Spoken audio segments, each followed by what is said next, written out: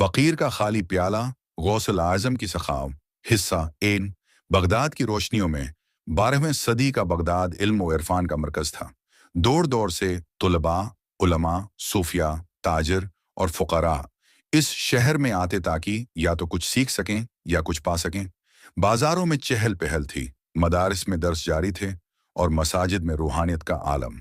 मगर इन सब में सबसे ज़्यादा चर्चा जिस शख्सियत का था, वो थे शेख अब्दुल कादिर जीलानी। लोग उन्हें गौसल आज़म के लक़ब से जानते थे। वो न सिर्फ इल्म व अमल के मुजस्सम नमूना थे, बल्कि आजिज़ी, सखावत, मोहब्बत और इंसानियत का पीकर भी थे। हर दिन सैकड़ों लोग उनके दर पर आते, कोई मसला लेकर, कोई सवाल, कोई उम्मीद और कोई बस दीदार के लिए। हिस्सा 2। एक सर्द रात और खाली प्याला। एक दिन बगदाद की फ़ज़ा बदल गई। आसमान पर सियाह बादल छा गए। शाम से पहले ही अंधेरा छा चुका था।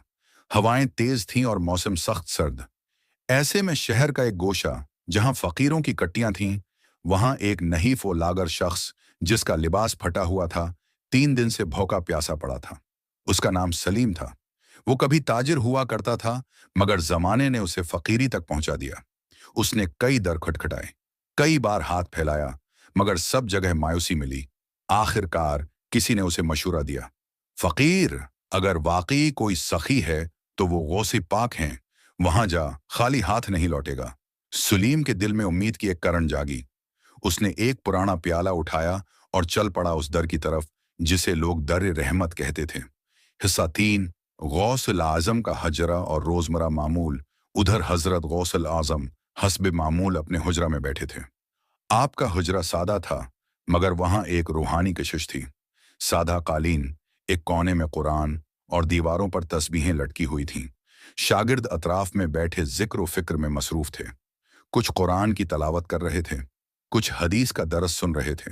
इसी वक्त दरवाजे पर दस्तक हुई। खादिम ने दरवाजा खोला। सामने सलीम था।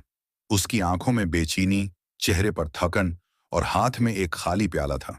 या शेख, मैं 3 दिन से भूखा हूं, खाली प्याले में कुछ डाल दें, अल्लाह के नाम पर।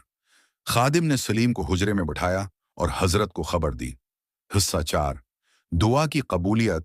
हजरत गौसल आजम ने सलीम को देखा, उसकी हालत जांची और खादिम से पूछा, क्या कुछ है हमारे पास उसे देने के लिए?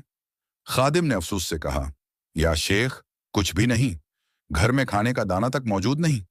हजरत खामोश हो गए, फिर आहिस्तगी से बोले, जब दिल भरा हो तब प्याला खाली नहीं रहता।